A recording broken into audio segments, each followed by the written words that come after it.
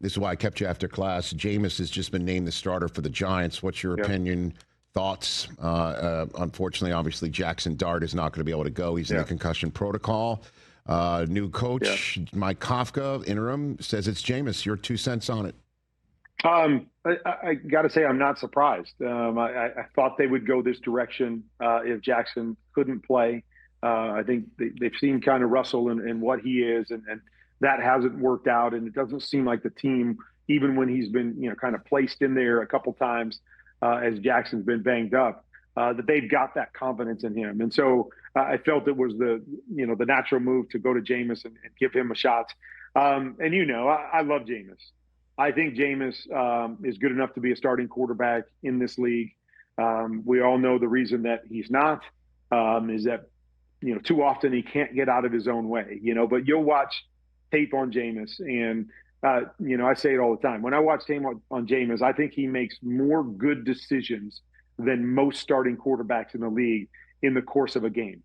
The problem is he's always got, 2 or 3 of those decisions where you're just like, where did that one come from? Like, what are you doing? Like, he loves all windows, right? He loves all windows. All windows are throwable. They're all throwable. I don't mind interceptions at all. Right. Like, if an interception is based off of a good decision and it just doesn't work out, like you miss a throw, a defense makes a great play, there's a little miscommunication, like I can live with those.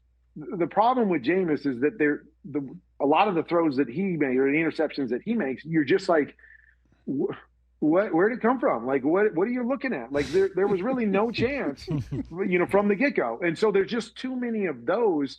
And it's so unfortunate because, like I said to start, he makes more good decisions and sees the field and reads the field as well as, most guys in the National Football League, and why he should be a starter because he has that ability. But, we're just at that point where it's like, is it too far gone? Will you never be able to get out of your own way? But it's, to me, it's just unfortunate because I love the kid. He wants to work. He wants to be great. He's a great leader. I mean, all of those things. He's got all of those things. It's just that one thing to me that's preventing him from doing it. And, we're just, when these guys get this far into their career, you just kind of throw up your hands and go, well, I guess that's just who he is. Maybe he can't change that. But it's too bad because I do think he is that talented and that good of a quarterback that he should be starting in the league if he could just avoid those plays. Well, we'll see, how long Dart is out, and he certainly has an opportunity. It's against Green Bay, which desperately needs this game. Yeah. I mean, this is a... Well, how about we talk a little bit about that? Like, I mean, Brian Daboll, I know he's out. Could part of the reason be, or at least moving forward, we got to stop Jaxson Dart from taking so many hits, too much in harm's way.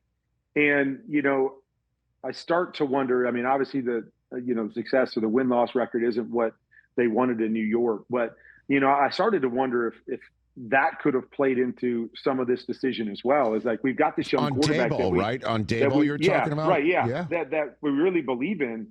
We got to quit running him. Like, we got to quit putting him in these situations and thinking this is college football. And again, I'm sure Jaxson was saying, hey, do it, run me, do it like this because he's good at that stuff. But he's just been hit way, way, way too much by designed runs, as well as him putting himself in harm's way early in his career.